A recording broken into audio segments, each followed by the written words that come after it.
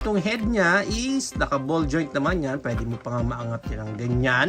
Awkward na nga, kalahati na lang yung ulo niya. Pero naro-rotate mo yan ng ganyan. Yan ang rotation yan sa head. Pagdating sa shoulder niya, ito ang kanyang crib moment. Yan, with arms wide open. And rotate mo rin yan ng ganyan.